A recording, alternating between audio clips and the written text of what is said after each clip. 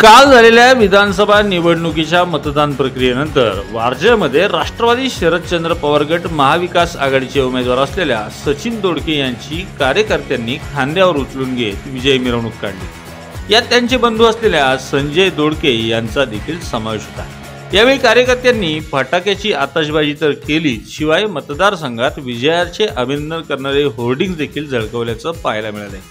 तर मतदानाच्या आजच्या दुसऱ्या दिवशी दोडके यांनी वारजे माळवाडीमधील डॉक्टर बाबासाहेब आंबेडकर चौकात उभे राहून आपापल्या कामावर निघालेल्या चाकरमानी मतदारांचे आभार देखील मानले।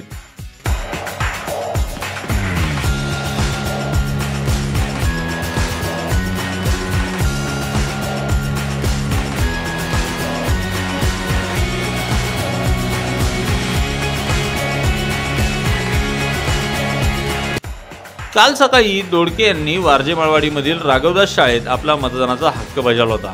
त्यावेळी त्यांनी विजयाचा आत्मविश्वास व्यक्त केल्याने कार्यकर्त्यांमध्ये उत्साह संचारला। तो मतदानाची वेळ संपेपर्यंत टिकून होता।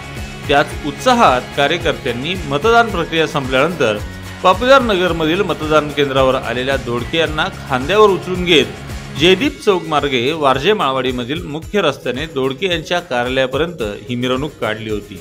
दरम्यान डीजेच्या तालावर दोन्ही दोडके बंधू थिरकल्याचं देखील पाहायला मिळालंय।